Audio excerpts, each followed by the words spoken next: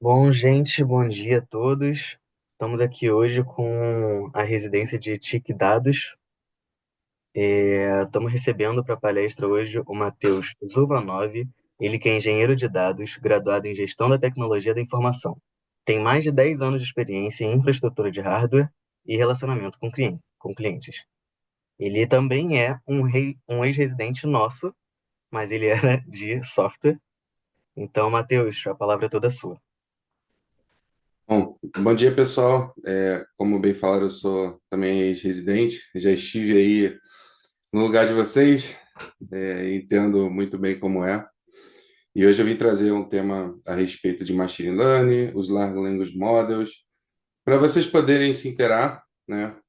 Vou começar a compartilhar a tela aqui.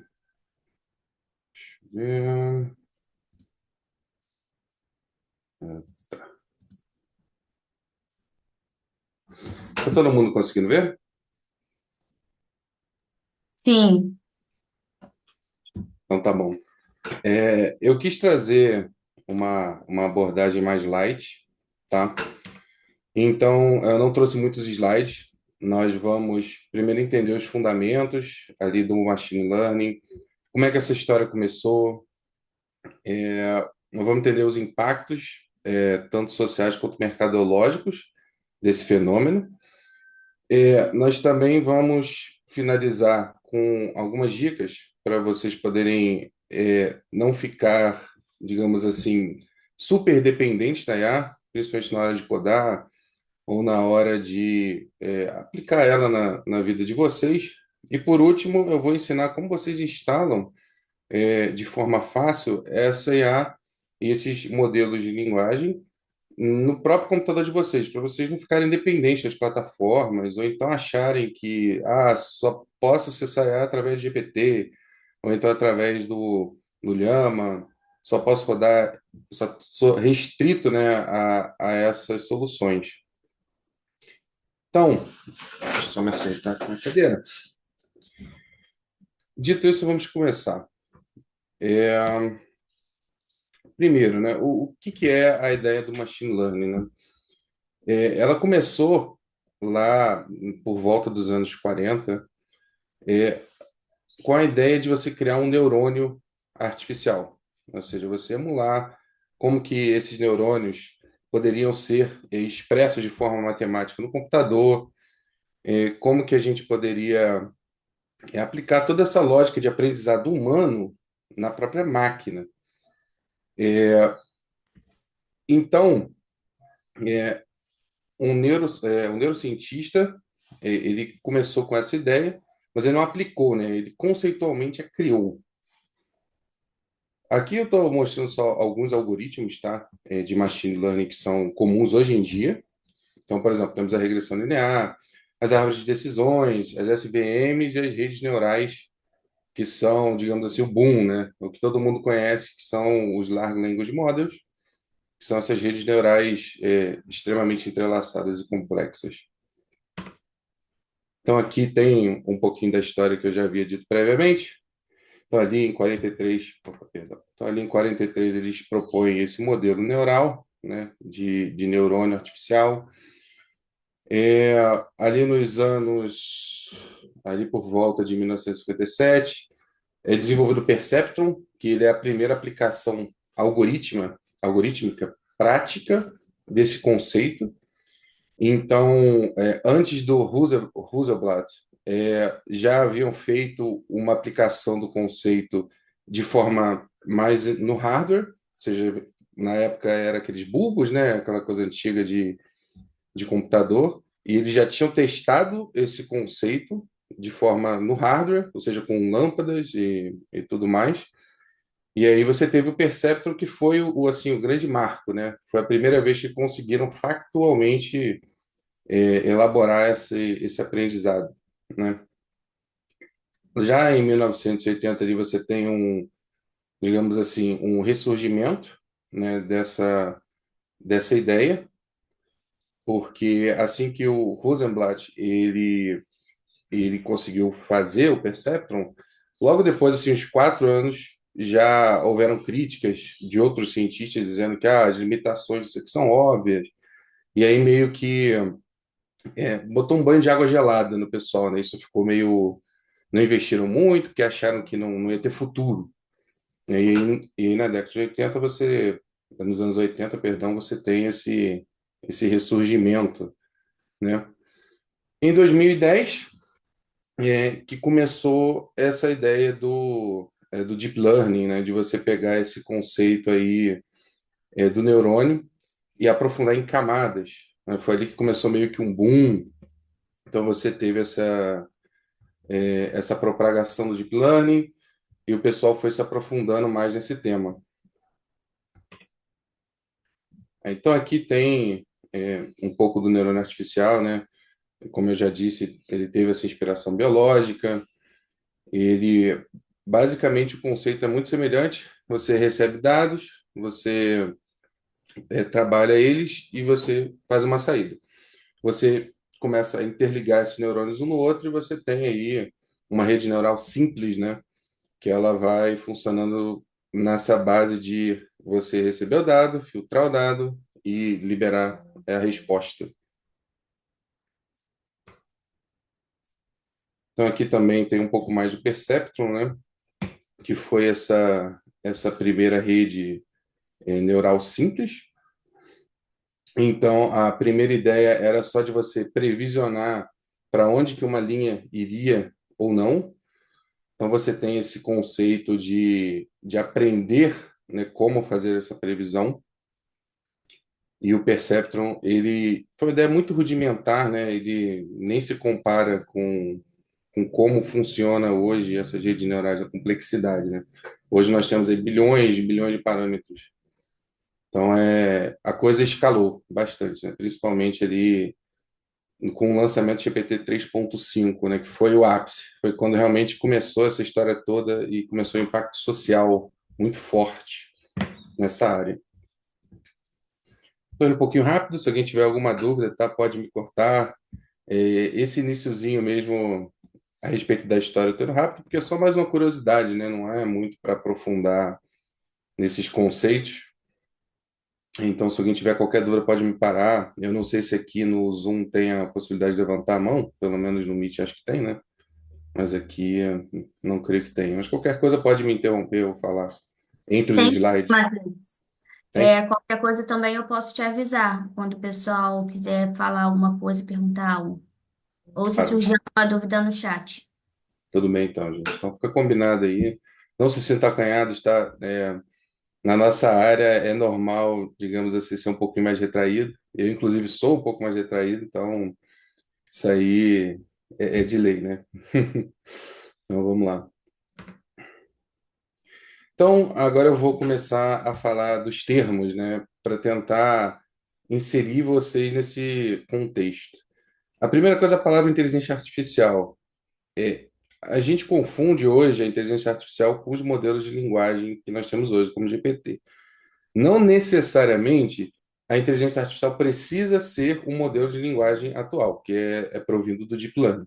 Não tem essa necessidade. Existem outros conceitos de inteligência artificial, inclusive a ELISA, que foi um código lá atrás elaborado, ele tinha um conceito mais de máquina mesmo, de você receber a informação e passar por um sisteminha de lógica e te dar uma resposta. Na época, inclusive, isso fez até um boom, porque ela respondia certas perguntas assim até com uma precisão boa. Então, você não fica preso, né? Quando alguém fala de inteligência artificial, não estamos presos ao GPT, né? Não estamos presos a esses modelos de linguagem, todos eles, né? Existem outros conceitos. Já o machine learning, como eu falei, ele é um conceito mais de aprendizado de máquina, né? Ou seja, ele deu origem aos conceitos de deep learning e aos conceitos de redes neurais e large language models, que são GPT e por aí vai. Mas ele está contido dentro da área da inteligência artificial. Então você pode ter outros. E dentro do machine learning, você tem o deep learning, que seria o aprofundamento daquelas redes neurais que a gente mencionou anteriormente do Perceptron, que basicamente é a ideia de você colocar camadas dessas redes neurais. Você vai colocando a camada ali e vai aumentando a complexidade, aumentando. Então é por isso que os modelos atuais eles são muito pesados, né? O pessoal fala muito que são bilhões e bilhões de parâmetros justamente por causa disso, esse conceito sendo aprimorado e concatenado, né?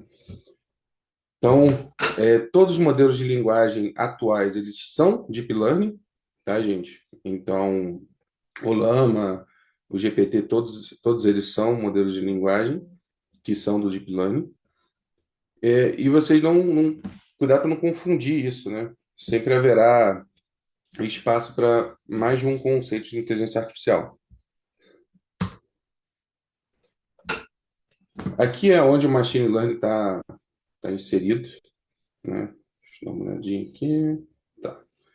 Então, foi justamente o que eu acabei de explicar, né? Esse slide ele tá mostrando essas divisões, né? Inteligência artificial, machine learning, os LLMs e o deep learning ali, é um contido, né, dentro do outro. Basicamente o que eu acabei de explicar. Tá. Dito isso na área de história, para vocês entenderem o contexto, agora eu vou dar uma ideia dos impactos, né, que isso vai ter na vida de vocês, principalmente como programadores e dessa área toda da TI, né? Os principais impactos que eu pude notar são a produtividade, né? Você consegue ali gerar textos e códigos muito fácil.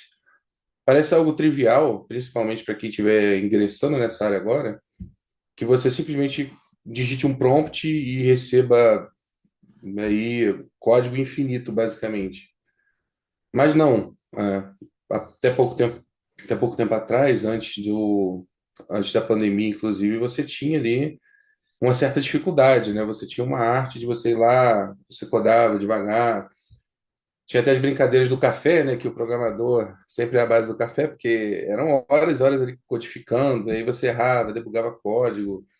E hoje você faz isso assim, ó, um estalar de dedos. Então você tem esse impacto aí enorme. Só pegar um copo de água aqui.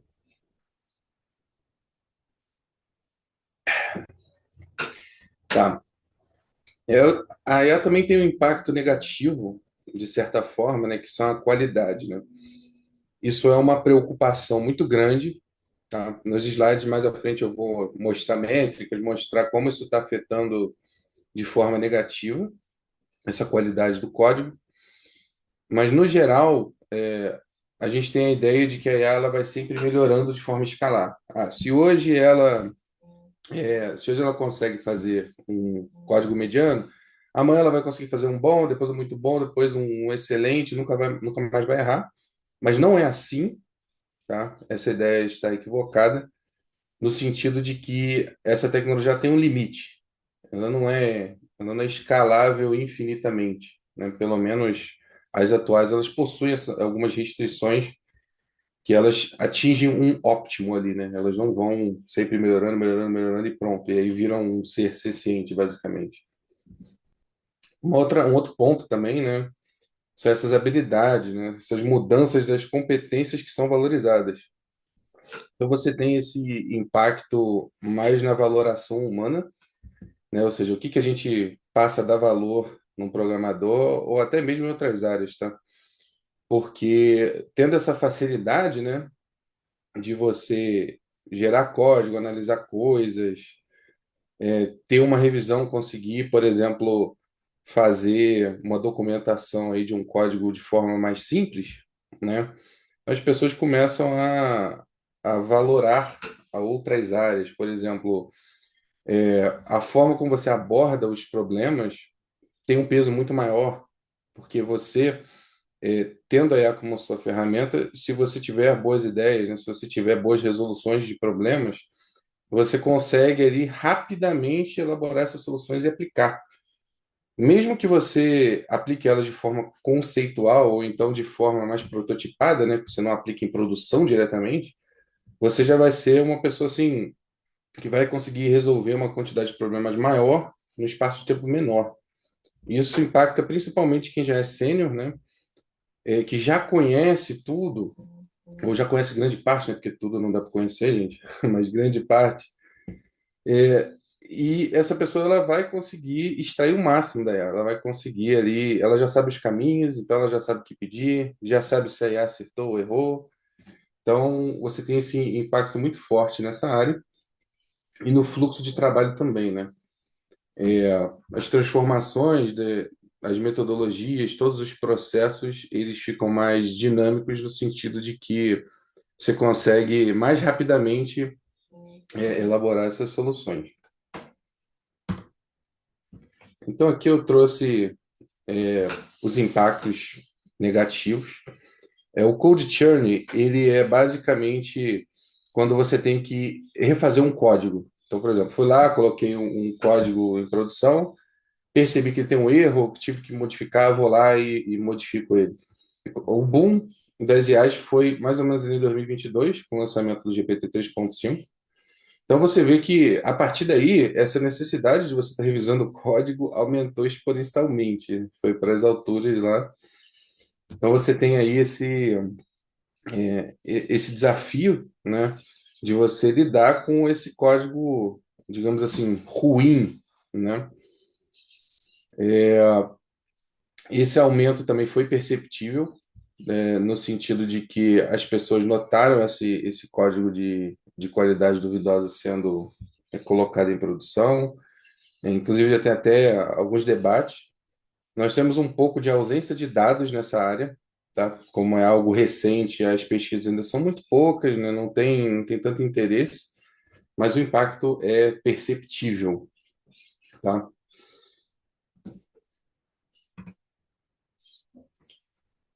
Isso aqui é uma pesquisa já um pouco anterior, se não me engano, em 2018 ou 2017, que ela mostra os impactos de você ter um código ruim, o quanto tempo que você demora a mais para fazer a manutenção, do que se você tivesse feito o código demorado mais, mas depois implementado, né?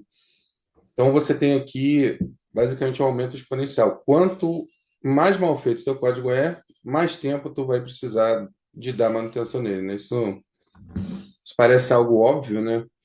Mas é bom ter isso metrificado, porque muitas pessoas acabam falando que, ah, não, daqui a 5 anos a IA vai corrigir isso não vai mais existir. Mas isso de fato ainda existe, pelo menos, e isso é metrificado. Então é importante sempre vocês tomarem cuidado aí.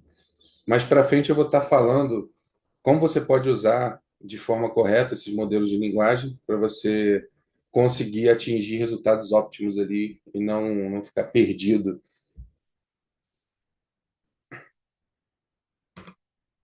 Tá, deixa eu me aqui. Então agora o grande X da questão, né? As IAs vão substituir a gente? Então finalmente a gente vai poder com esse slide aqui, chegar à conclusão de que se substituir, a gente vai sair aqui agora no sabadão, curtir um sol, porque acabou. Não vamos mais trabalhar porque nossa área já morreu. A IA vai substituir e pronto. E a resposta, óbvia, é não, né? Senão nós não estaríamos aqui. A questão é por quê? Por que, que a IA não vai substituir a gente, então? Pelo menos não por agora e não os modelos de deep learning. Pode ser que no futuro existam outros conceitos de IA, as IAs melhorem e aí a gente, infelizmente, seja substituído. Mas, por enquanto, está tranquilo. Por enquanto, podemos continuar estudando. Então, vamos entender. Primeiro, as limitações da IA, né? Dos modelos de linguagem atuais. Eles não pensam propriamente dito, tá? Quando você coloca um prompt ali no GPT e recebe aquela resposta, muitas vezes você tem a impressão de que o GPT está pensando. E, inclusive, os designers dão a entender isso. Porque se você vê ali nas letrinhas pequenas, está tipo, claramente ele dizendo que está pensando. E isso te leva a um equívoco, porque ela não está pensando. Esse processo ele é muito mais semelhante a você, por exemplo, fazer uma query em SQLite para buscar dados, do que propriamente dito você fazer uma requisição e ele pensar naquela requisição e te retornar algo, né? Então, é como se você estivesse buscando algo e recebendo a resposta e não mandando uma pergunta, ele pensasse e mandasse o resultado de volta. É um algoritmo estatístico, ele está estatisticamente te mandando o resultado mais provável. Então, essa é uma das limitações dessa tecnologia, mas você também tem outras limitações. Por exemplo, a IA, ela não cria soluções novas. Talvez você já tenha escutado isso, mas é sempre bom frisar que ali ocorre basicamente você busca as soluções que já foram elaboradas por outros seres humanos e você traz elas de forma organizada para você usar. Então, tudo que está lá, todos os códigos, tudo já foi pensado, já foi treinado, né, para a IA te responder daquela forma. Ela jamais está ali criando algo novo. É, vamos para o próximo, então. Tá. Aqui tem mais um gráfico de qualidade de código, tá? Mostrando justamente ali em 2022, no lançamento do GPT 3.5, que você teve aí uma qualidade de código diminuindo, uma produtividade aumentando. Esses dados são extremamente difíceis de achar, tá? Inclusive, um site muito bom para vocês buscarem dados a respeito de qualquer assunto é o Kaggle. Depois eu vou até deixar um link aí onde vocês pegam esses dados brutos. Temos dados, inclusive, do Brasil lá de queimadas, enfim, de uma infinidade de assuntos. Então você teve aí, voltando ao tema, você teve aí essa queda brusca de qualidade do código. Tá. Dito isso, como é que a gente pode, de forma prática, usar a IA sem que ela impacte na nossa vida de forma negativa, ou pelo menos que tenha esses impactos reduzidos, para a gente não virar o auxiliar de IA, né? Ou seja, aquela pessoa que tem um problema na mão e sabe que o GPT ou que outro modelo de linguagem consegue resolver o problema, vai ali, coloca o prompt, resolve, cola, copia e cola e acabou, né? Isso, num primeiro momento, parece algo muito, digamos assim, confortável. A maioria das pessoas vai sempre dizer: ah, não, eu não, nunca faria isso. Eu nunca, pô, isso é uma coisa óbvia. Mas a vida nos impõe algumas restrições, então muitas vezes a gente chega cansado do trabalho, está dormindo, brigou com a esposa, filho está chorando, e aí você chega, sei lá, 8 da manhã para começar no trabalho, aí seu chefe chega e fala: ah, preciso de um código para isso. Aí você olha para a IA olha para você, e aí você acaba, né, indo lá: ai, por favor, resolve aí, e a IA vai e te manda, né? Isso é muito comum de acontecer, tá? A gente é pego num momento de fraqueza. Então vamos lá. Sempre que você trabalhar, não reneguem a IA, né? A IA ela é o futuro, no caso, esses modelos de linguagem citados. Então você trabalhe de uma forma consciente, né? A consciência é muito mais de você do que da própria IA. Então você sabendo dessa sua fraqueza de, digamos assim, querer soluções muito fácil, você é muito bom você impor certas regras. Então, uma delas é: jamais coloque código que você não sabe o que faz para rodar. Nunca, nunca. Isso, inclusive, eu já vi acontecer 2 vezes na minha frente da pessoa fazer isso, e é sempre a mesma história. Você coloca uma vez, aí a resolve, você cola e não sabe o que está acontecendo e dá play. Funciona. Você faz isso uma vez, duas, três, na 40ª vez, a IA alucina e faz alguma bobagem. E você já está acostumado, você vai lá, coloca o código para rodar e pronto, acabou. Você destrói literalmente a empresa ou então um projeto simplesmente com um negócio bobo desse. Tá? Isso acontece, a gente pensa, a gente tem na cabeça que as empresas elas são muito organizadas, que isso jamais ia acontecer, que são várias camadas de proteção, mas a realidade factual é que muitas empresas ainda têm dificuldade, têm desafios nessa organização, então elas acabam dando muita liberdade para a pessoa, muitos poderes, e essas brechas de segurança elas existem, e é justamente aí que vai acontecer, né? É o problema. Inclusive, recentemente eu vi acontecer de uma pessoa ela colocar uma query errada, né? Isso passar por todas essas etapas de segurança e ela simplesmente criar uma coluna em todo o banco de dados de uma empresa num dia muito tenso, né, de você lidar com isso. Então, tomem cuidado, né? Tá. Então, aqui, essas são as regras de ouro, né? Uma delas é a que eu acabei de citar, que é você entender o seu código. A outra, né? Você não utilizar a IA para estruturar o que você está fazendo. Não faça isso. Não chegue para a IA e pergunte assim: ah, eu tenho um projeto de um jogo para fazer em Java. Quero que você estruture para mim e depois que você faça cada arquivo de código. Não faça isso de forma alguma, né? Pelo menos os modelos atuais, eles têm um limite de contexto. Então, se você, num contexto geral, ele vai te dar uma estrutura elaborada, e à medida em que você for pedindo código para ser gerado, ela vai se perdendo. Porque esse contexto, basicamente, é como se fosse, dizendo de uma forma rudimentar, né? Como se fosse a memória dela, né? Então, a IA, ela é uma pessoa com memória curta, ou seja, é mais ou menos nessa pegada. Então, se você pedir, por exemplo, me faça esse arquivo aqui, que é onde estão estruturadas todas as minhas funções, ele vai fazer. Aí você pede, esse arquivo aqui vai ser onde vão estar os meus assets, ou seja, vão estar as minhas mídias, vão estar os meus arquivos de mídia. E aí, se você pedir, se você for pedindo para ela ir fazendo, isso vai gerando a limitação desse contexto. E quando chega no final, ela começa a se perder, ela começa a alucinar, né? Então, na própria estrutura que ela cria, ela vai se perdendo e aos poucos vai te dando código errado. Começa a criar função onde não devia, começa a apontar os arquivos para um lugar errado, porque ela já esqueceu que a estrutura é de uma forma. Então, como você trabalha com isso, né? Você vai na internet, pesquisa como você poderia estruturar, ou seja, qual é a estrutura básica de algum projeto. Você mesmo estrutura, e se você quiser criar um código, você cria ele de forma fragmentada.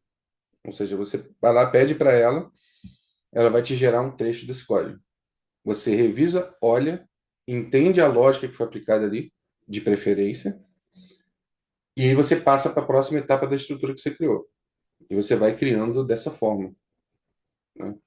É comum, principalmente em linguagens de programação muito verbosas, tipo JavaScript, de você ter essa preguiça de estruturação, né? E aí você gera arquivos de texto colossais e sempre acaba no final se perdendo e tem que deletar o projeto, porque nem você se acha na bagunça que aí acaba criando, né?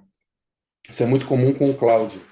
O Cloud, ele tem esse defeito, que é, que é justamente gerar esses lixos, esses fragmentos aí no seu código.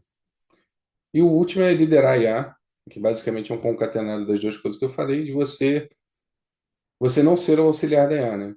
Então, você tem que sempre encarar a IA como uma ferramenta e não como o programador em si, senão sua carreira está finalizada. Se você se deixar levar, já era, gente.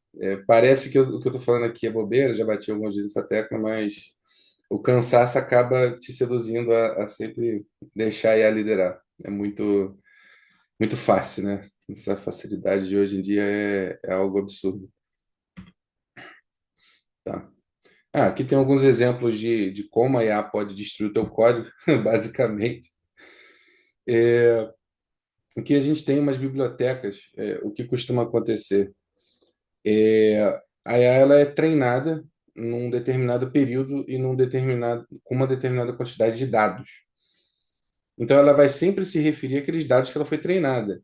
Ela não tem como saber algo além do que ela foi treinada. Muitas IAs atualmente elas até têm contato, elas têm acesso à internet, ou seja, ela tem acesso à informação nova, mas aquele treinamento que ela recebeu limita ela, mesmo ela tendo acesso a coisa nova. Então você poderia, por exemplo, você agora criou uma biblioteca em Python nova. Essa biblioteca é para somar de forma bonita, por exemplo. Você lançou isso lá no Git, e aí você, é uma documentação simples, pequena, você lançou para ela, ó, eu criei essa biblioteca, quero que você use ela. Então você vai lá no primeiro prompt, mostra para ela essa biblioteca nova, ela até consegue usar algumas coisas, mas à medida que você vai pedindo, ela vai se perdendo, justamente porque ela não foi treinada na sua biblioteca. Ela não tem a menor noção daquilo, e ela vai errar função, ela vai errar os importes, ela vai errar tudo, tudo, né? Então, esse é um exemplo de alucinação clássico que acontece e é mais comum do que parece. A maioria das pessoas acabam usando, principalmente quando a gente está aprendendo aí na residência, a gente usa as bibliotecas padrões, né? Às vezes nem tem importe em Python, às vezes a gente só faz funções algoritmos simples, tipo soma, essas coisas que acabam que a gente nem usa. Mas quando a gente vai trabalhar e quando a gente vai ver, por exemplo, recentemente até estava usando uma biblioteca de a respeito de vídeos, né? Que ela faz essa manipulação de vídeos, ela cria, recorta e ao perguntar para a IA, né, começando, né, a estudar essa biblioteca, eu notei que eu não sabia quase nada. Notei que qualquer código que eu colocasse ali, ela gerava, eu colocava e não funcionava, né? Então você tem essa limitação latente que é sempre bom. Isso, inclusive, faz a gente ter que ir lá e pesquisar a respeito, né? Acabar perdendo a preguiça. A sintaxe incorreta, ela é mais rara hoje em dia, tá? No início era bem comum, principalmente em Python, você ter erro de sintaxe, um negocinho um pouquinho para o lado, fora da função, né? Mas hoje em dia isso aí dá para considerar que foi consertado, né? E o principal, a principal alucinação de hoje é a falha de segurança, né? A IA, ela basicamente, os critérios de segurança são inexistentes. Você, se você for lançar um site, se você for fazer qualquer coisa nesse gênero, se preocupe muito com a segurança. Parece algo bobo, mas é algo que você só vai dar valor quando você crescer. Quando você lançar um site famoso, quando você for alvo de ataques, DDoS, aí você vai perceber que não tem como usar essa solução de forma industrial atualmente. Ou seja, não tem como você, vou criar um site só com IA e vai ficar lindo e perfeito. Não, não vai. Você vai lançar o site, ele vai funcionar até o primeiro ataque. Quando chegar o primeiro ataque, você vai ver que vai estar lotado de falha de segurança, você vai ter que refazer toda essa parte. Enfim, é um problemão. Talvez no futuro consigam resolver ou melhorar, mas por enquanto é algo gravíssimo, né? Vou pegar um pouquinho de água aqui. Se alguém tiver alguma dúvida, pode perguntar também.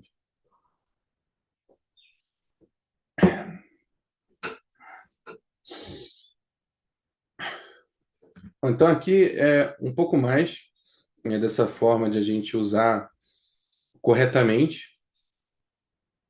Tenta sempre, antes de você obter, fazer o prompt, você entender um pouco o que que você está querendo, por que que você está querendo e para quem você está querendo, né? Por que você está querendo. Então, não fique com preguiça de tentar entender esse contexto. Sempre tente ali passar as instruções de forma mais acertada possível. Quanto melhor você acertar, melhor será o resultado. Quanto mais genérico você jogar, tipo, eu quero um jogo de bolinha que ande. Tipo, isso é muito genérico, né? Você tem que ser mais específico. Eu quero um jogo que vai ter um mapa 94 por 94, onde você vai ter uma bolinha que ela vai se mover de forma linear, controlada pelas setas do teclado, onde a pessoa vai poder apertar a barra de espaço e ativar a função tal. Então é sempre bom você seguir essa linha de pensamento, né? Você nunca também se baseia somente nisso, tá? É bom, na verdade, você utilizar muito mais a IA como um caminho para você obter o conteúdo que você vai consumir. Então, por exemplo, é muito bom você pegar onde é que está tal documentação? Ela vai te entregar a documentação. E você vê lá, é um número absurdo é, uma documentação gigantesca que você não quer ter que ficar indo lá procurando. Aí você fala, eu quero esse assunto específico. Ela vai lá te dar o assunto e você mata essa charada bem rápido.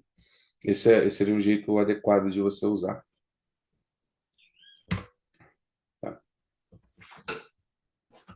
Agora a gente vai falar um pouco do aprendizado, né? Principalmente júniores, o pessoal que está começando, né? Como não matar essa parte do aprendizado, ou seja, como não destruir esse início da tua carreira por causa da IA. Basicamente, você tem que impor essas regrinhas, né? Se você vai usar uma biblioteca, é obrigação sua você ir lá e entender pelo menos o mínimo. Você não precisa ficar 3 horas lendo um cycle learn da vida, mas você tem que pelo menos entender um contexto geral da biblioteca, né? Ou seja, você tem que pelo menos ali saber o que que se passa, para que é aquela biblioteca, por que são aquelas funções. Esse é um compromisso que você tem que ter com você mesmo e é de suma importância que você tenha esse conceito com você.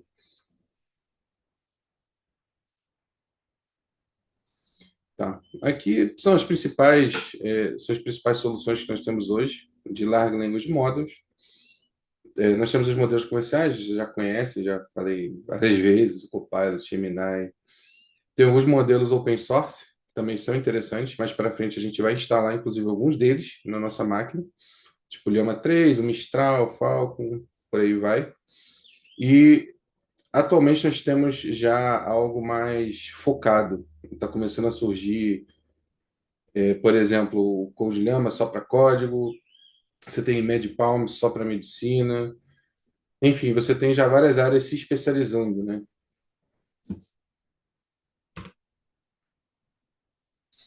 Aqui são algumas métricas, né, de comparação com as reais para vocês poderem ter uma decisão de qual vocês vão usar, né? Então você tem aqui o GPT. O GPT e o Cloud, pelo menos em programação, sempre costumam fazer a dobradinha ali. Então você tem sempre eles trocando de posição, lança um Cloud, o Cloud Sonnet, por exemplo, ele assume a liderança do GPT. Aí lança o próximo GPT, ele assume a liderança. E por aí vai, principalmente para compreensão e raciocínio, né? Que são as áreas principais do nosso interesse. A gente provavelmente não vai usar o GPT para ele gerar um poema para nossa esposa ou algo assim, né? Senão acaba ficando muito artificial a coisa. Aqui também a gente pode ver, né, essa evolução do GPT até chegar no boom. Você pode ver que era um assunto assim praticamente morto, né? Inclusive, espera só um segundinho. Acho que o fone ficou muito tempo desligado. Aí ele acabou achando que. Pronto. O fone ficou muito tempo desligado aí, acabou achando que não tinha nada rolando e desligou. Então vamos lá. Então aqui nós temos essa evolução do GPT que quando lançou o 3.5 foi o boom, não teve jeito. Até lá era um assunto meio morno, né? Era algo mais nichado. Eu lembro até que quando eu estava concluindo a minha faculdade, um dos assuntos foi, como é que vai ser o futuro, não sei o quê. Isso foi mais ou menos uns 8 anos atrás, tá, gente? Então, na época eu até brinquei, no futuro as máquinas vão fazer o código pra gente. Aí todo mundo riu lá, tá, isso é em 2050, né, gente? Aí todo mundo, kkkk. E aí hoje nós estamos aqui em 2025 numa palestra a respeito disso, né? A ironia da vida é complicado, né? Então vamos lá. Sei que são um pouco mais dos impactos, né? E a respeito de educação, do trabalho, e alguns desafios, né? Então você tem esses impactos, por enquanto, são iniciais, principalmente na área, por exemplo, de direito, né? Infelizmente, nós estamos vendo muitos processos, muitas iniciais, tudo com GPT. Desde que não seja o juiz usando, tá razoável, né? Se for o juiz usando o GPT para te julgar, aí vai ser um problemão, né? Vai ser bem complicado. Na área da educação também nós temos esses desafios. Nós temos, basicamente, a luta contra você ficar com preguiça e usar IA versus você realmente aprender aquilo. Esse é um desafio enorme para os professores, tá? Não dá para ficar, como professor, não dá para você ficar lá vigiando cada aluno. e chicotando, ó, isso aqui foi ato, tem que fazer. Aí realmente é complicado. No trabalho, os impactos vão ser um pouco maiores, principalmente na área de geração de conteúdo e mídia, tá, gente? Essa área, ela tem avançado demais. Vocês puderam ver até que o GPT recentemente lançou, teve aquela trend de você colocar, mudar seu rosto para anime, do estúdio Ghibli, até outros estúdios também funcionaram, né? Então você tem aí essa disrupção, na área de mídia, que é algo até inesperado. A gente achava que, até pouco tempo atrás, que a IA era muito mais algo que substituiria coisas mais manuais, né? Tipo, processos mais de você ter que ficar lá buscando coisa em arquivo. E teve essa surpresa, que eu diria que foi boa, de você agora ter essa possibilidade de gerar mídias e tudo mais, né? Você também tem alguns desafios éticos, né? Principalmente a respeito de copyright, né? Recentemente foi um tema bem abordado sobre se é ético você usar aí aprender, né, no estúdio Ghibli lá, aprender a desenhar e replicar isso, né? Se seria algo viável, né? Eu não vou me aprofundar muito nisso, vou deixar para que vocês reflitam sozinhos, mas assim, pelo menos a minha opinião é que, gostando ou não, é inevitável, nós temos que nos adaptar. Essa aí é sempre a chave. Tá. Então, vou falar agora um pouco desse impacto mercadológico, né? Eu vou começar aqui de forma inversa. Um dos primeiros impactos imediatos que a gente notou foi da comunicação, né? Antigamente, se você tinha um código comentado em russo, você já achava que era um hacker logo de cara, mas você também não entendia se era ou não, porque você não sabia de russo. Hoje em dia, você simplesmente joga na IA e ela consegue simplesmente traduzir tudo para você. A gente tem a impressão de que, mas isso já tinha antes, né? Isso aí tinha lá, o próprio Google já fazia essas traduções, mas nem se compara, né? Porque aí ela consegue te dar o contexto da fala, ela não simplesmente traduz para você igual o Google fazia. Então, se você tem alguns maneirismos na língua russa, ela vai conseguir converter esses maneirismos para sua língua. Então, por exemplo, a gente tem aqui a palavra saudade, que o Google, que não existe uma correlação direta dessa palavra com outra palavra em outra língua.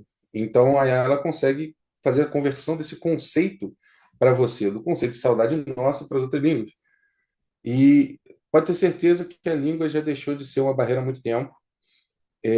Com a melhora também de você conseguir rodar um modelo de IA offline, isso basicamente vai ser de tradução instantânea. Já tem alguns projetos, tá?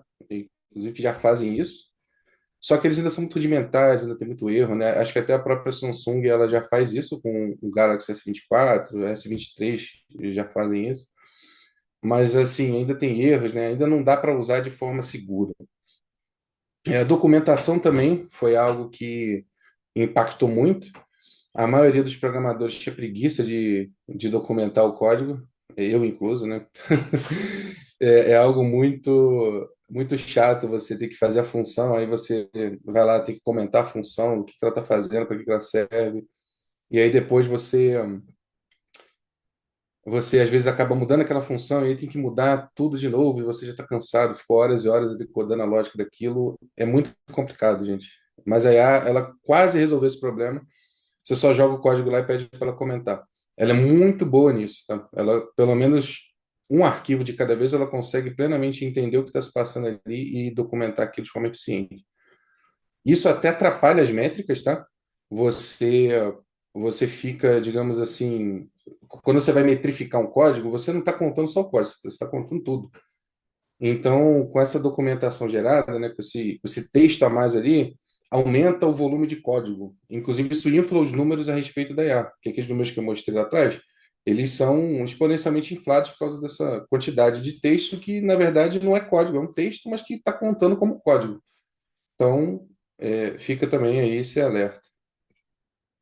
A prototipagem também eu já falei, né, que é você conseguir colocar uma ideia para fora muito rápido. Então, sei lá, acordei hoje, putz, cara, imagina se tivesse um site São um site para a gente reclamar dos buracos da rua. Putz, que maneiro, cara. Então, eu vou ter um site para a gente reclamar dos buracos da rua. Aí você pensa assim, antigamente, né? Ah, putz, vai dar muito trabalho de fazer, deixa para lá, né? Aí você continua a sua vida normalmente. Mas agora você pode falar, não, quer saber, vamos fazer esse site? Aí você joga lá na IA e ela faz para você. Então, assim, as prototipagens das ideias são algo absurdo. Você tem essa agilidade, assim, insana. Ah, aqui tem já alguns impactos também atuais, né? A maioria das grandes empresas já usa de alguma forma. Você tem aí impacto econômico. Isso foi medido em 2000. Não, isso é até 2030, gente. Então, 4,4 trilhões de dólares é um valor bem alto. Esses impactos de emprego também, eles são presumidos, né? Eles não são, de certa forma, um contexto garantido, mas presume-se que 40% dos empregos vai ser afetado, né? As porcentagens de horas. Não vou me delongar nisso, que também já falei pra caramba nisso. Aqui também temos mais impactos psicológicos e sociais, principalmente por causa da IA ter surgido na pandemia, né? Ela gerou esses impactos emocionais. Muita gente teve ansiedade, acaba, ah, não, nossa, vou perder emprego. E aí acaba sendo uma profecia autorrealizada, né? Porque não podemos esquecer que o nosso chefe, os gestores, são todas pessoas também. Então, eles são impactados por isso. Então, você está lá todo dia repetindo: nossa, chefe, putz, vou perder meu emprego. E aí a empresa toda está ressoando esse mesmo mantra, né? Nossa, ela vai tomar. E aí acaba que teu próprio chefe se convence disso. Aí não, fala: não, pô, ela vai tomar, então vamos já começar, né? Ó, vou demitir aqui uns dois júniores, vamos contratar o Claudio Sonet aí para botar os códigos. E aí ele vai nessa ilusão e depois aí tudo quebra e o chefe fala: pô, vocês estão quebrando tudo. Fala: ó, foi a IA, hein? Não fui eu, não. Esse lado bom também, pelo menos que a gente pode botar a culpa nele, né? Agora. Eu não vou também me delongar muito nisso, senão a gente vai ficar aqui. Os impactos são basicamente infinitos, né? Eu poderia abordar eles de vários aspectos e seria cansativo, né? Tá. Então, agora eu vou mostrar para vocês como é que a gente se posiciona de forma a superar esses desafios, ou seja, como é que a gente consegue se destacar nesse meio. É, Principalmente vocês como júniores ou então com pessoas que estão entrando na área, né? Às vezes tem pessoas que já não são júniores, né? Já têm um conhecimento prévio, que já trabalham, mas a primeira forma da gente conseguir se destacar, na nossa área, tendo esse impacto, é conhecer as limitações atuais da IA. Então a gente tem que estar sempre atualizado no sentido de, putz, qual é a limitação da IA? É aí que eu vou focar. Então, por exemplo, eu já tinha citado algumas limitações, que é, por exemplo, essas bibliotecas mais novas ela não vai conseguir, coisas como elaborar essas soluções de uma forma consistente, né? Você conseguir resolver os problemas ali da empresa, entendendo o contexto geral, ela também não vai conseguir elaborar isso. Então é sempre bom vocês estarem antenados nessas brechas, né? Isso não tem como eu dar uma resposta definitiva para vocês, ó, a brecha é essa, porque a brecha muda, né? Até pouco tempo atrás, a IA não conseguia, tinha uma brecha que ela não conseguia contar a quantidade de letras de uma palavra. Isso era até uma piada na internet, você botava o prompt lá, ChatGPT, o melhor modelo deles que tinha na época, se não me engano, era do 330, se não me engano. Aí você colocava lá, quantas letras R tem na palavra rato? Aí ela errava, falava três. Tipo, um troço muito zoado. Isso era uma brecha que tinha, e agora não tem mais. Foi resolvido, se você fizer isso lá de novo no prompt, vai estar lá. Outra brecha que foi resolvida também é você conseguir colocar ela como se fosse um agente de roleplay, ou seja, por favor, você incorpore tal pessoa, incorpore o cara do Breaking Bad, e aí ela conseguia incorporar aquilo, isso driblava uma série de restrições que a IA tinha. Hoje em dia isso já não é mais possível, ela já consegue saber que você está tentando enganar ela, né? Você já não consegue pedir qualquer coisa. Então tá aí outra brecha que já foi pro brejo, digamos assim. E também agregar o valor humano, né? Você sempre tem a forma de você conseguir mostrar a sua contribuição naquilo é a sua forma de você conseguir agregar mais esse valor para o chefe perceber que, nossa, peraí, isso aqui não foi feito por IA. Claramente isso aqui foi escrito por um ser humano. Então, sempre pense nesse aspecto. Parece bobeira, parece que teu chefe às vezes só quer saber do código pronto e acabou, mas não é bem assim, né? Existem esses impactos.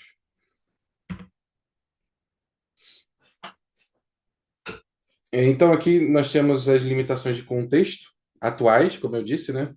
Então, esse contexto, o que que ele é? É basicamente a memória, dizendo de forma rudimentar, para vocês entenderem da IA. Então, quem mais aguenta receber uma carga de informação muito grande no mesmo prompt é o Claude Sonnet, o 3, né?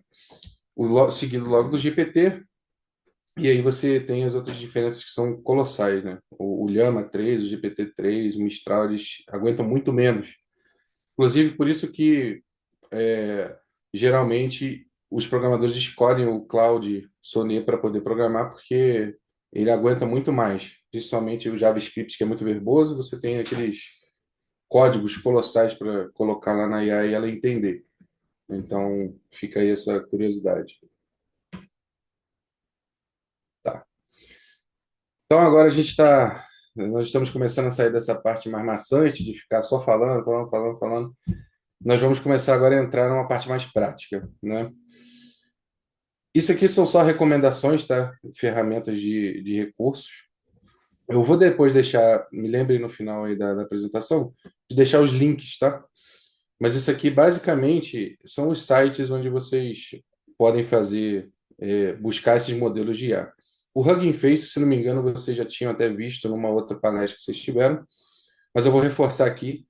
Ele basicamente é um repositório para modelos de linguagem, principalmente modelos de linguagem de imagem, tá? Então ele é muito interessante. Ele é um pouco chato de trabalhar, você tem que fazer o login no site, você tem que você tem que criar ali a sua conta, tem que fazer todos os comandos pelo Git, não tem simplesmente o botão para baixar o modelo, você tem que ir lá e dar o Git clone e tal, e botar o link.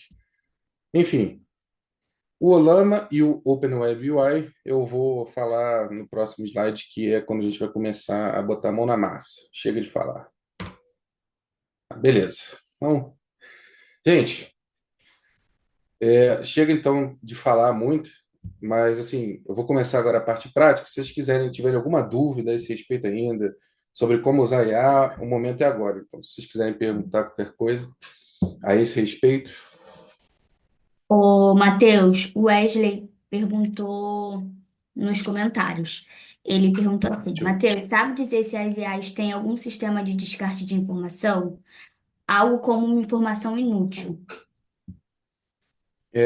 Você quer dizer no sentido do treinamento ou no sentido de você descartar uma informação no momento que você está elaborando um prompt? Isso é uma boa pergunta, tá? No caso, eu quis dizer mais em relação à interação com o usuário, mas pode ser também em relação ao treinamento que ela tem para poder ter a interação com o usuário. Então, é, como eu tinha mencionado antes, ela tem aquele contexto, né? E aquele contexto ele é descartável, tá? Você pode ali, por exemplo, haja como um, haja como um amigo meu de longa data. Esse contexto, você pode simplesmente apagar ele e abrir um outro prompt. Então, isso é modular. Agora, o que a IA treinou, já era. Então, você tem aquele modelo ali e ele é fixo. Você consegue passar esses parâmetros, digamos assim, temporais para ela, atualmente, mas você não consegue meio que retreinar ela, entende? Esse processo tem que ser feito à parte. Então, o que que, por exemplo, a OpenAI faz? Ela recebe esses feedbacks nossos, então a gente está lá colocando, gostei do prompt, não gostei. Ela vai recebendo essas informações, ela vai juntando, e depois ela faz um retreinamento dessa IA para que ela possa adaptar aquelas mudanças. Agora, no momento em que você está fazendo ali, não dá para você fazer essas mudanças. Você até pode dizer para ela, que se comporte dessa forma. Ela vai tentar emular isso, mas ela não vai conseguir manter aquilo, né? Ela vai cada vez perdendo mais. Bom, se alguém tiver também mais alguma dúvida, Valeu, obrigado, hein? nada, pô. Sanou a dúvida? Se tiver mais alguma coisa, pode. Então vamos lá, gente. Eu vou começar agora a instalar de forma local as IAs. Você tem várias formas de fazer isso, tá? Eu vou na mais fácil de todas. Então, esse aqui é o caminho, sim, mais fácil. Nós vamos utilizar o Olama para isso. Deixa eu só abrir aqui o link. Então tá, esse aqui é o link do Olama, tá, gente? Vou depois disponibilizar no chat também, mas está aqui também no slide, tá? Se você clicar, depois o slide vai ficar disponível, vocês conseguem clicar aqui e seguir o passo a passo, tá? Então o Olama é essa plataforma open source que ela vai basicamente fazer a mágica para gente. Simples como clicar, só fazer o download, escolher o teu sistema operacional, no caso o meu é o Windows, colocar para baixar, pronto, ela já vai estar ali baixando. Só tirar isso aqui da frente. No caso, eu já baixei, já preinstalei isso, tá? Ela tem cerca de 1 GB. Você baixa, executa o programa e ele vai te passar uns 3 ou 4 passos. Você vai instalar, ela já vai instalar todas as dependências para você e tudo. E aí a partir daí você basicamente já instalou a IA. É isso. Eu vou até tentar, eu vou colocar aqui para baixar e vou colocar para reinstalar só para vocês verem. Deixa ela baixando aqui, aproveitar que a internet está boa. Mas depois que vocês baixarem e instalarem no Windows, vocês vão vir aqui nos modelos, né? E aqui vocês já vão ter, deixa eu arrastar isso aqui para o lado. Pronto. Aqui vocês já vão ter todos os modelos que estão disponíveis nessa plataforma. Você pode ver que já tem o Gemma 3, já tem o Gwen 3, já tem o DeepSeek, já tem o Llama aqui para você, tudo mastigadinho, né? Então vocês só vão vir aqui, eu quero experimentar esse aqui. Vocês vão ter ali o comando, ó, Olama Run Gamma 3. Vocês copiam. Eu já vou até passar aqui pelos processos de instalação. Vocês vão se deparar, na hora de instalar o Olama, vocês vão ter essa telinha simples aqui, ó. Instalar, ele vai preparar para instalar e instalar. No caso, eu já tenho instalado, então não vou continuar esse processo, mas vocês podem continuar ele aí, que é bem simplesinho, tá? Então vamos lá. Aqui no próprio site do Olama, vocês vão em modelos, vão copiar aqui o comandinho. No caso, eu vou querer o modelo.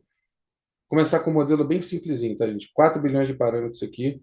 É só você adicionar o 4B ali no final do comando. Abrir o prompt de comando, tá? Para quem não sabe, tecla do Windows, Windows mais R, vai abrir e digita CMD aqui. Ele já vai abrir para você. No caso, ele abriu aqui na minha outra tela, perdão. Ou vocês vêm aqui e só digita CMD, que ele vai abrir o prompt de comando ali para vocês. Cola o comando aqui, dá Enter. E pronto. Agora é só esperar. No meu caso aqui, esse modelo já estava instalado previamente. Se ele não tiver instalado, ele vai rodar todo um processo de instalação. Eu vou pegar aqui um que não está instalado. Vou pegar o Llama 4 que eu não tinha instalado. Então, vou pegar esse modelo mais simplesinho. Deixa eu ver. Vou pegar esse não, esse aqui está muito grande. Vou pegar este aqui, que acho que esse é mais simples. Isso aí. Vou pegar esse de 4 bilhões de parâmetros. Para vocês verem como é que é o processo de instalação. Deixa eu abrir o prompt aqui de novo. Deixa eu colar o comandinho. Tá vendo? Ele vai começar o processo de baixar. Aqui no caso são 2,6 GB. Como a minha internet é boa, eu estou conseguindo baixar rapidinho. Assim que ele baixar, já vai estar rodando. E eu já vou poder mostrar para vocês que dá para usar a IA assim, tranquilamente em casa, sem precisar de internet, sem precisar de nada mais. Esses modelos, eles podem rodar na sua GPU. Preferencialmente, eles devem rodar na sua GPU. Porém, como eu sei que a maioria é algo complicado, as GPUs estão caras, eu estou rodando esses modelos aqui no meu processador, tá? No caso, o meu processador aqui, ele é um i5 de 11ª geração, processador mediano, e eu alimentei ele com 32 GB de RAM. Então, ele vai conseguir rodar aí modelos até uns 32 bilhões de parâmetros. Mas se vocês vierem aqui nas informações, vocês podem ver que ele diz aqui, ó, no README, ele diz quanto que usa, como é que funciona, entendeu? Vocês podem se aprofundar aqui no modelo que vocês quiserem. Então vamos lá, ó. Aqui já rodou, Então, estou aqui rodando meu modelo já nativamente. Então,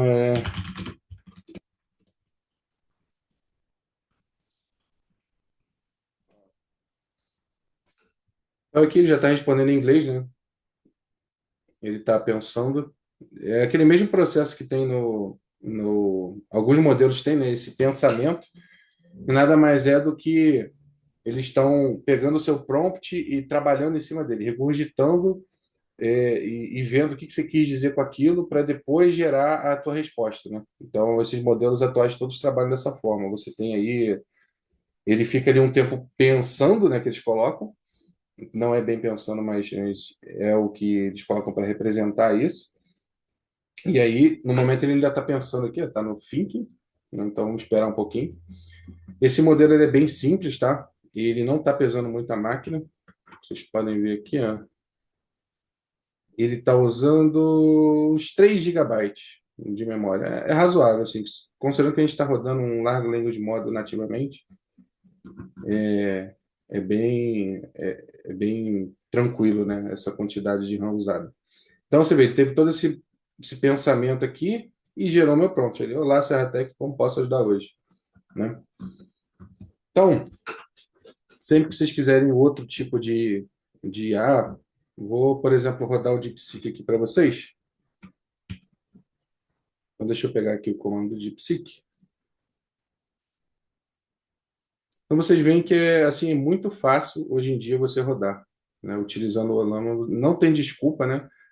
Acabou aquela desculpa para o professor de que, professor, vai ser muito difícil, eu vou ter que ficar fazendo um monte de código, vou ter que fazer um monte de gambiarra. Acabou, né? Infelizmente, não temos mais essa desculpa, né? Rodar o Olama. Então você vê, isso aqui eu também não tinha baixado, tinha até esquecido, achei que tivesse baixado. Mas a gente espera ele baixar aqui, ele já vai fazer todos esses processos para a gente, de forma bem simples. E a gente já vai poder ter o nosso DeepSeek rodando nativamente num computador mediano, ou seja, o que é impressionante, tá? 5 anos atrás, ninguém nem pensava que isso seria possível. Achava que IA era coisa daqueles computadores de hack enormes, né? Então vocês veem que a coisa avança, então a gente tem que sempre estar se atualizando aí. Só terminar aqui de baixar.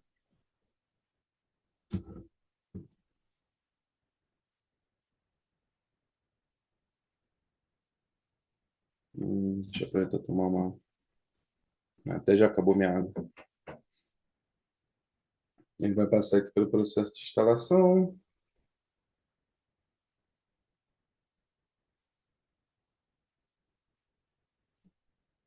Sucesso. Agora ele vai abrir para eu colocar um prompt ali, ó. Manda crie uma função em Python para somar 5. Vou botar 5 mais 5. Pronto. Então, esse modelo aqui, ele é um pouquinho mais pesado, tá? Ele também tem aquele processo de thinking, ou seja, ele vai ficar pensando aqui até retornar o nosso prompt. E aí ele vai retornar um código para a gente já. Então vocês veem assim que é muito fácil, nem tem muito o que eu ficar aqui explicando para vocês. É mais da curiosidade de vocês ir lá, baixar seu Lama e rodar. Aí vocês vão falar para mim, mas isso aí, Matheus, porra, isso é muito chato, eu não vou usar isso para nada. Tipo, já tem o GPT online de graça. Então vamos adicionar uma camada de complexidade, né? Já que está muito fácil isso aqui. Então vamos colocar uma interface nisso aqui para ficar igualzinho o GPT, para não ter nenhuma desculpa mesmo, para você não poder ter nenhum argumento para dizer que eu não posso rodar IA no meu computador, né? Só vou esperar eu terminar de gerar aqui o prompt. E aí eu vou começar, eu vou explicar para vocês como é que a gente pode instalar para ficar igualzinho o GPT. Quando eu digo igualzinho, é igualzinho mesmo. Aí ele gerou aqui o meu códigozinho, deve somar 5 em 1, fez aqui a funçãozinha. Esse aqui é o de 8 bilhões de parâmetros, tá? Quanto mais parâmetros você colocar, melhor vai ser, tá? Se esse 8 bilhões, ele deve suportar mais ou menos aí, deixa eu ver, confirmar aqui, ó. Ele está usando cerca de 5 gigabytes, tá, gente? Mas para vocês poderem rodar isso de forma consistente aí no seu computador, tem que ter um computador de pelo menos 8 gigabytes, no mínimo, para rodar o de 8 bilhões de parâmetros DeepSeek. Se vocês quiserem rodar o maior, é recomendável que o seu computador tenha pelo menos 32 GB de RAM, tá? Isso rodando só na CPU. Eu não estou usando minha GPU, eu tenho uma 3050, mas ela é muito fraca, porque ela é uma 3050 de notebook. Então ela não tem, ela consegue rodar alguns modelos, mas eu prefiro não usar para demonstração. Então, agora chega de facilidade, vamos adicionar uma complexidadezinha, que é, vamos adicionar uma interface para a nossa IA. Então, vamos voltar aqui. Vocês veem no slide, eu deixei aqui o Docker e deixei também uma interface já open source que a gente costuma usar, chamada Open Web UI. Então, nós vamos usar essas duas ferramentas aqui para poder conseguir gerar toda essa parte de front-end aí da nossa IA. Então, a primeira coisa que a gente vai fazer é, vamos instalar o Docker. Esse requisito do Docker, ele não é necessário. Vocês poderiam, por exemplo, ir direto aqui no site do OpenUI e vocês conseguem rodar isso aqui no VS Code, vocês conseguem abrir um servidorzinho self-hosted no VS Code, tá? Mas para facilitar, a gente vai usar o Docker, que é só baixar e instalar, tá? Não tem erro. Deixa eu até vir aqui no Docker Desktop só para mostrar para vocês, ó. Pegar aqui do Windows AMD. Caso vocês tiverem outro sistema operacional também, no Linux dá para baixar para o Linux, no Mac também dá para baixar, ó. Então é bem tranquilo, tem compatibilidade com basicamente tudo, né? Terminar aqui de baixar. Mas eu também já instalei o Docker, tá? Tenho ele rodando. Eu só vou mostrar aqui o processo para vocês, na hora que forem instalar, não se assustarem com nada. Só esperar ele abrir.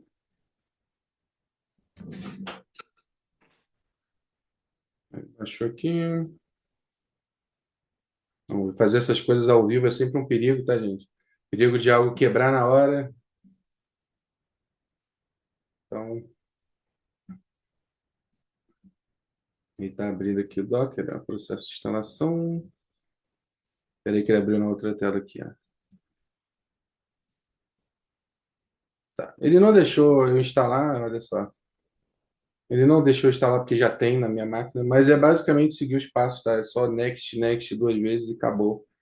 Não tem muito o que fazer, tá? Vocês no máximo vão ter que fazer login, mas deixa eu abrir o Docker aqui para vocês terem uma noção. Tá aqui ele aberto já. Quando eu abrir, não vai ter essa parte da interface aqui. Vocês provavelmente vão ter que fazer o login, ele vai abrir ali. No caso, eu já fiz o meu login ali, ó. Mas é bem simples também, dá até para usar o Google para fazer o login. Vocês façam o login e pronto. É isso. Fez o login? Vocês vão minimizar aqui. Vocês vão lá na documentação do OpenWebUI. Deixa eu só ver aqui onde é que tá. Ah, tá aqui. Ah, não, perdão. Não tá aqui, não. Tá, deixa eu abrir aqui de novo.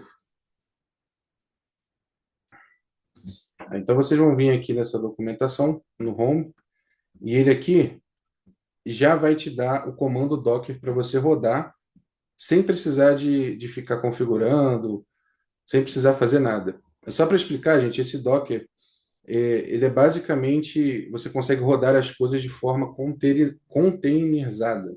Ou seja, você consegue criar um container do que você quer rodar. Então, por exemplo, no caso eu vou estar rodando aqui um self-hosted, um site, basicamente.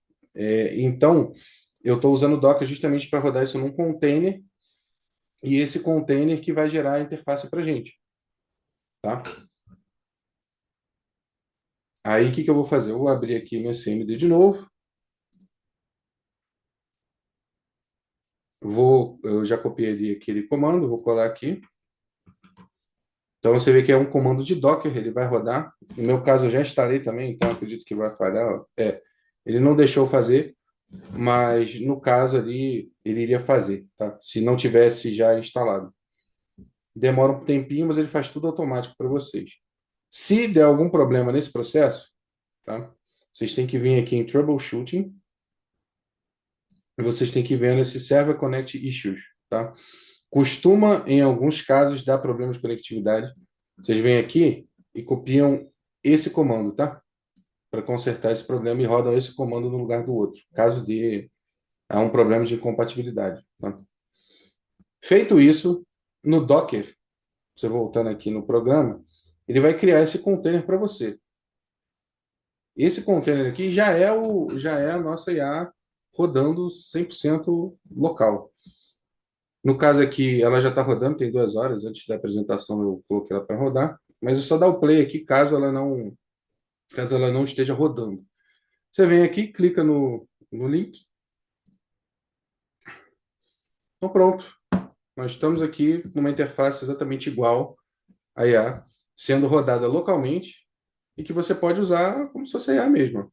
Aqui em cima, eu abri um novo chat, já está aberto. Você pode escolher o modelo de linguagem que você quer, tá? Os modelos que vão aparecer aqui vão ser os modelos que vocês instalarem ali pelo CLI, pelo CMD. Ou seja, se você quiser que o modelo apareça aqui, você tem que vir aqui no comando, vir aqui no site. Espera aí que eu não consigo enxergar. Tá. Você tem que vir aqui no site do Olama e escolherem todos os modelos por aqui, né? Vocês têm que instalar previamente. Então, no caso, eu já instalei vários DeepSeeks. Vocês escolham, não passem, se a máquina de vocês for fraca, não passem de 32 bilhões de parâmetros, não façam isso, senão a máquina de vocês vai quebrar. Basicamente é isso, tá? Mas se vocês têm uma máquina fraquinha, fiquem aqui no máximo 8 bilhões de parâmetros, tá? No máximo. Isso vale para todas, tá?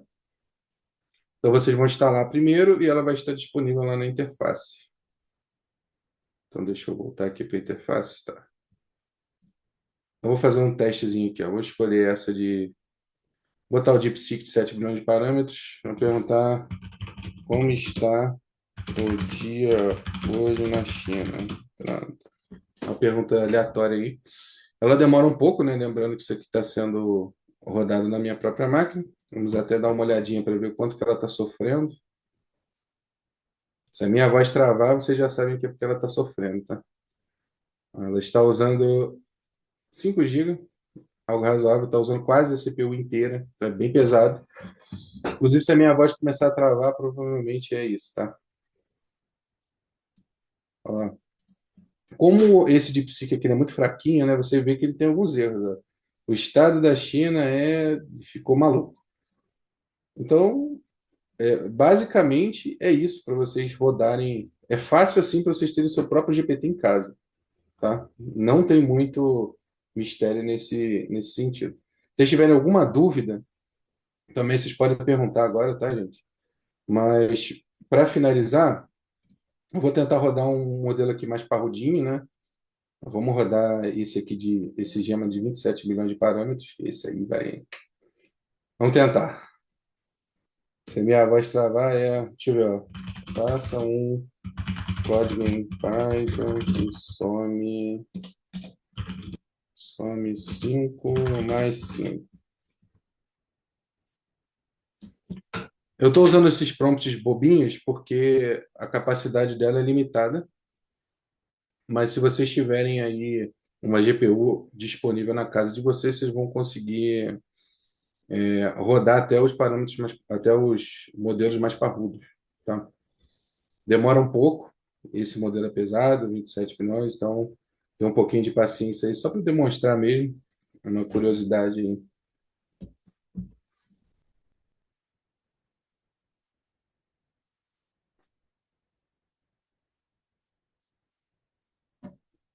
Você vê que ele demora até um pouquinho.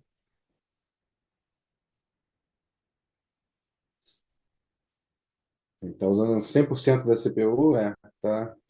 Eu estou usando 15 gigabytes da memória, eu tenho 32 gigabytes, então o negócio está começando a ficar complicado aqui. Pode ser que essa até demore bastante para rodar, mas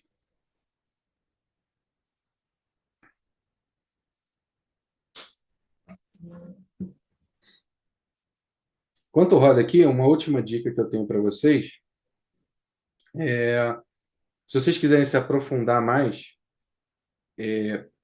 sempre comecem a testar pelo Gemma, que ele é mais fácil para rodar em máquinas, digamos assim, mais humildes, tá?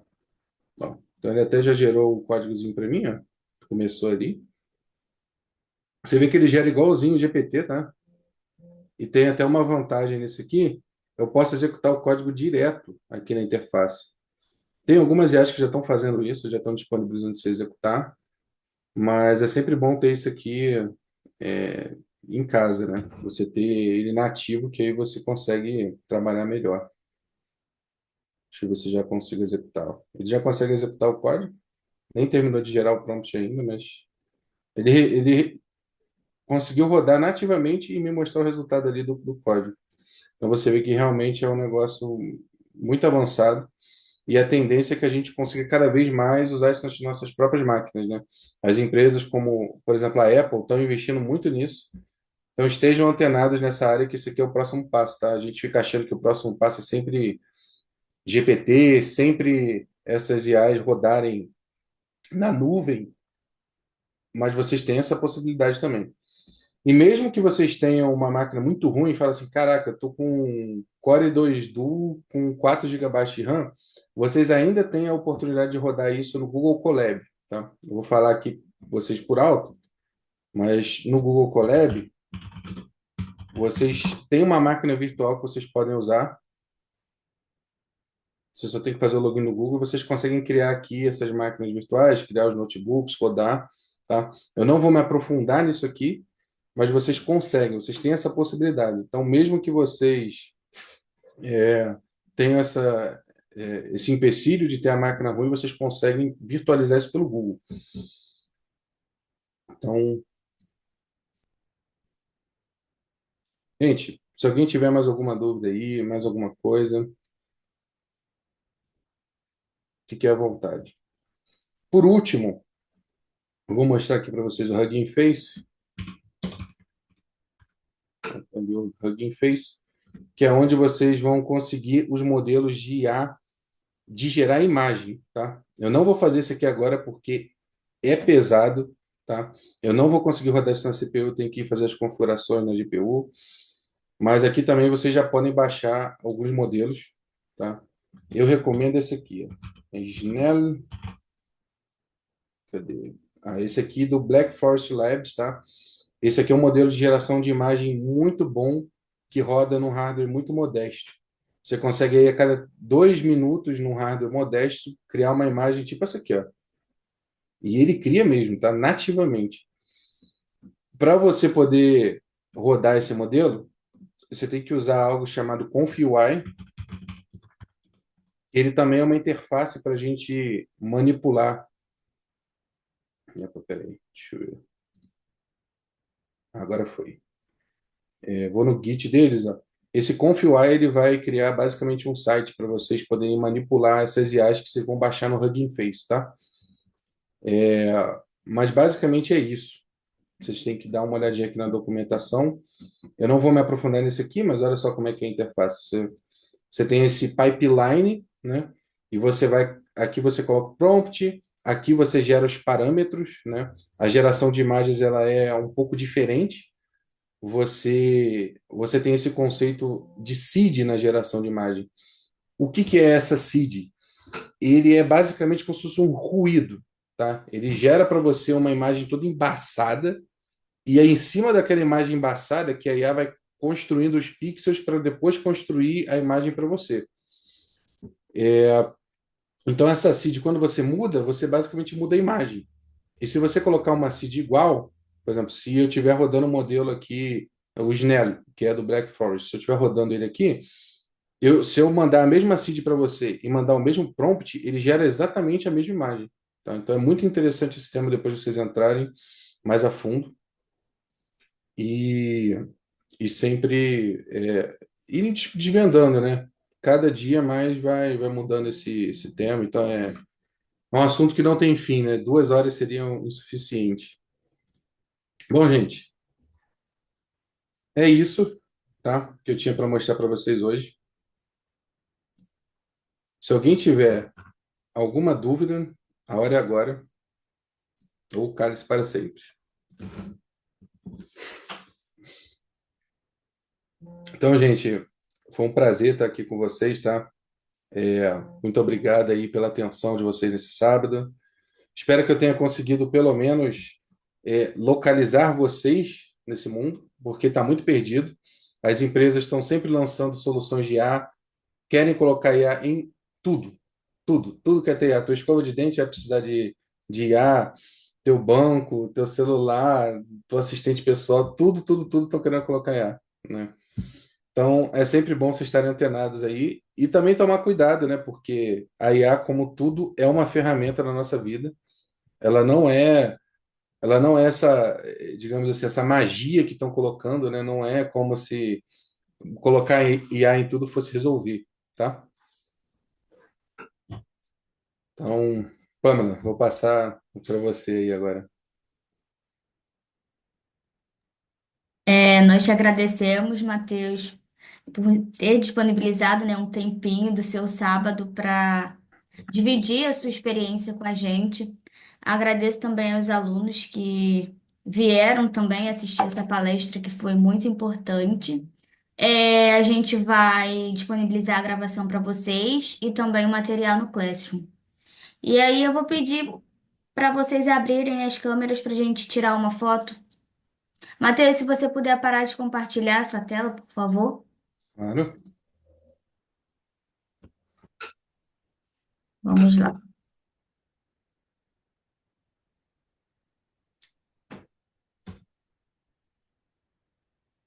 Douglas, se tu puder tirar aí também.